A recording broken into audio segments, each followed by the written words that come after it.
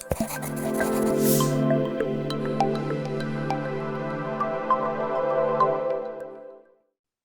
guys, this is Nick with Dragonfly Creative and my partner in crime here, Kayla Pratt. And Kayla is a knitter, and we are going to be doing the beginning knitting class together. And we're going to start with a washcloth, pardon me, and then we're going to move on to some other stuff. But first, let's let Kayla introduce herself. Hi, I'm Kayla. I've been knitting for about like 17 years. My granny originally taught me like maybe 25 years ago, and it didn't quite stick. But then I came back to it again, like when a friend was actually crocheting a blanket, and I was like, I want to try that. And found that crocheting wasn't quite as much for me as knitting was, and then I've just been hooked ever since, which is ironic because I'm not doing crocheting. Wonderful. And I guess my story coming to knitting was sort of the same, except I learned while I was in a singing group called Up With People. And on the bus, we would travel from city to city to city to set up shows. And then on the bus, we would need something to do. And there were some Norwegians and Swedes in our cast. And I remember being taught to knit. They taught a whole bunch of us how to knit. And they would do these gorgeous fair isle kind of things, and just sort of really fast. And, they'd be talking away and knitting, and, we're sitting here just sort of staring at it. But anyway, I learned how to do it then. And then like Kayla, I put it away for a while. And then I picked it back up again a few years ago. And I've just sort of been doing it ever since. And it makes me happy. It's calming, and you end up with a product that you can use. And then there's the whole sort of buying yarn thing, which That's its own hobby. yeah. So there's knitting, and then there's shopping for yarn. Those are two separate topics. Just know that. Yeah. Because there will come a time when you need to justify something. Yeah, like if you don't buy it, you won't have it. That's Yeah. how my friends usually do it. So what we're going to do first is we're going to talk about what the class is. It's a basic knitting class, and the way we've done it this time is we've divided it into 3 sections. We're going to do section 1, which is today, and that is the basic knit stitch. And you're going to just make a washcloth. And by the time you get to next week, you will have that stitch down, you will have your washcloth done, and then we will move on to something a little more complicated, which is going to be is the beanie next week? Yeah. Okay, so next week we're going to be knitting a beanie, which is a hat. And it's going to be using basically the stitch that we learned today, plus one other stitch. And once you learn those 2 stitches, you pretty well have knitting down. The rest of it is just manipulating things, okay? And so you'll be able to finish that hat within the week. And then the following week, we're going to be doing a cowl. And that's going to combine the 2 stitches that we've already learned. And then we're going to teach you how to do something that a lot of people think is real complicated, but isn't. And that's cables. And cables are fun. And then from that point on, we're going to go ahead and design a few more classes for beginning intermediate knitters, and we'll keep going. But in the meantime, we've got this one today. So let's talk about supplies a little, okay? I'm going to switch cameras so that we can look at all the different supplies that we have, and then we're going to just start right in, okay? Okay, so now we have yarn. So we have a whole bunch of different kinds of yarn here. We have the sugar and cream, which is a cotton yarn that is technically it's called a worsted weight. Okay, and if you look up knitting online, all the different yarns have different weights, and worsted is sort of the medium weight. That's your go-to weight. And then on the light end, you have lace weight, and then you have sock weight, then you have Sport, DK. sport and DK, and then it gets into the worsted, then you get into the Aran and the Yeah, the chunky and bulky. chunky, bulky, all that kind of stuff. We're gonna start with the worsted for our washcloth, and what we want for our washcloth is something that is cotton. And just so you know, all of the tools that we use here, the tools, the yarn, the knitting needles, everything that we use here, it's all available on Amazon, and there are links on the website, dragonflycreative.art, under the beginning knitting class, and those links also in one of the blogs that talks about the knitting class. Those links will go directly to the materials that we use, and then Kayla and I get a little thank you from Amazon because of those. But the yarns that we're using are going to be cotton today. This one is 100% cotton. This one is cotton and nylon, or cotton and polyester. And then this one is entirely polyester. And this one is a specialty one, and it's called Scrubby. And it's got all these little things on it, and it's actually sort of rough. It's a polyester, and it's made specifically to knit washcloths and rags, stuff like that, that you want to be able to use to scrub things. So thus the name Scrubby, okay? So that's the yarn. And yarn is sort of a subject all unto itself, but it's very cool. And then what we have here today with Kayla has a pair of wood needles, and these are wooden needles, and they have a reasonably sharp point, but not super sharp. They don't tend to split the yarn. And then a short cord, okay? And then I have some metal needles. These have a slightly sharper point, and then they have a little teeny bit longer cord. So Kayla's is a 16-inch and mine is a 24-inch. And the way they measure those is they measure from point to point all the way around the loop, okay? So knitting needles, they come in circulars, they come in straight needles, they come in double pointed needles. The circulars come in interchangeable, so you can change the cables from one pair to another. There are all sorts of different needles, and we've given you a wide variety to choose from in the links to the blog page. Anyway, so we're going to ask you to have a pair of size 8 circular needles, either a size 16 or a size 24.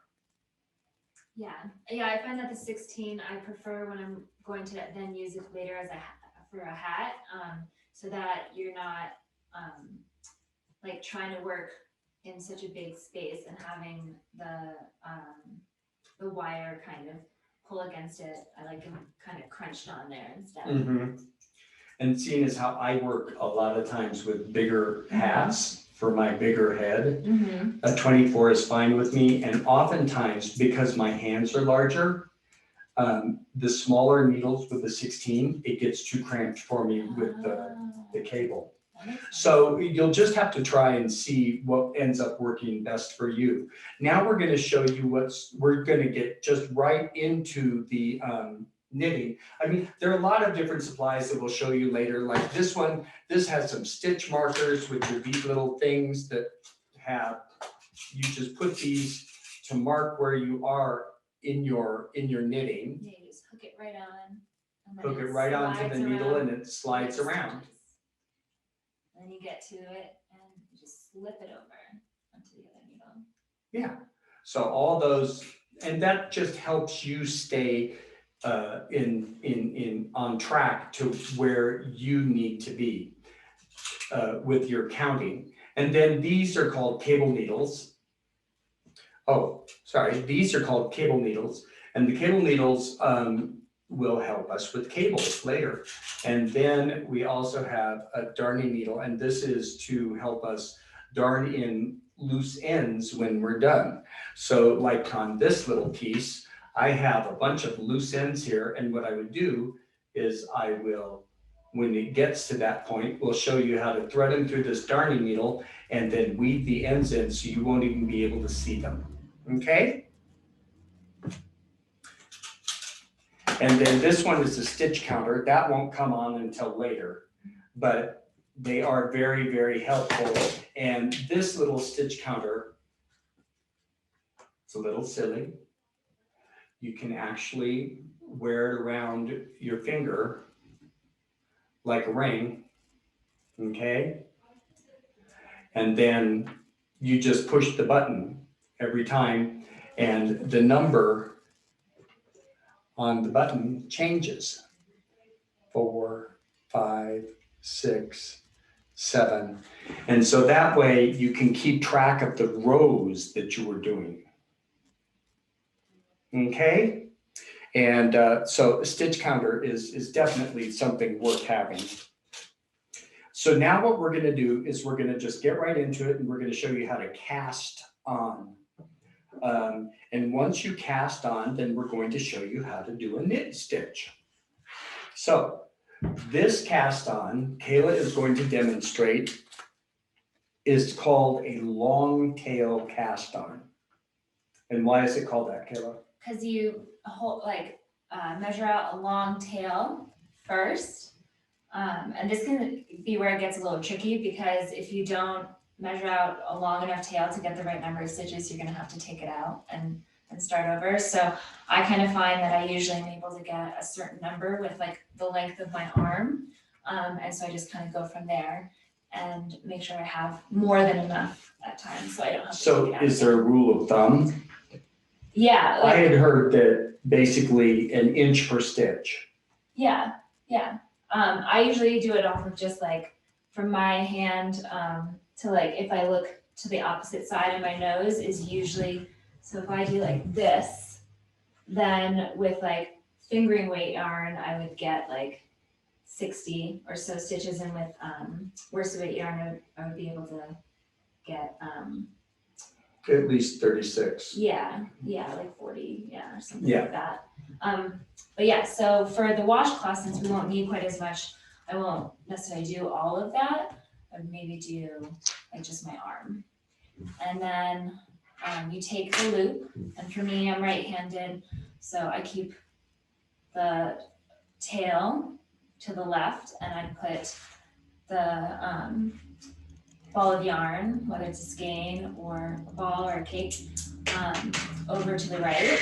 And then I have this little loop, and I put my knitting needle through that loop, and then bring my fingers out so that it looks kind of like a butterfly, and hold the bottom with my bottom 3 fingers. And then I do the outside of the left wing and the inside of the right wing. And then I pull the loop that's inside the right wing through the loop of the left wing, and then pull it tight. And the first time I do it, it makes 2 stitches, but after that it'll just make 1 at a time.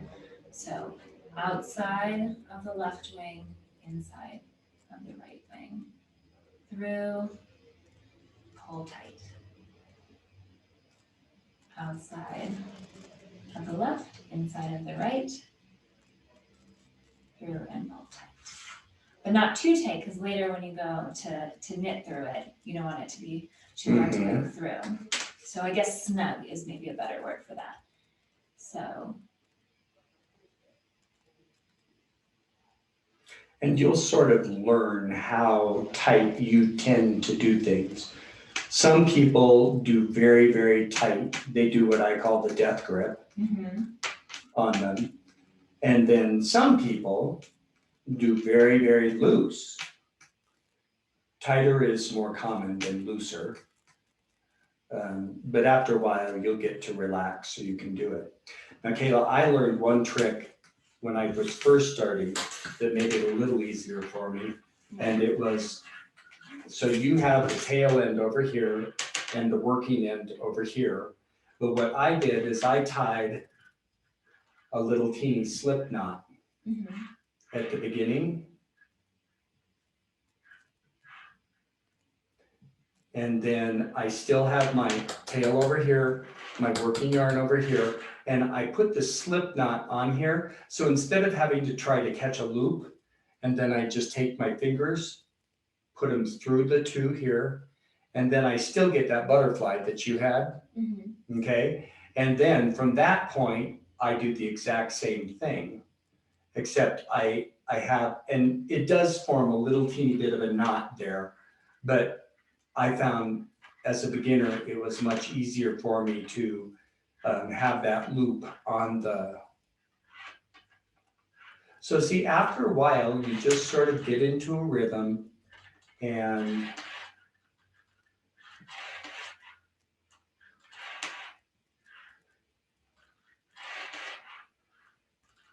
you can count while you're doing the cast on, which is probably advisable.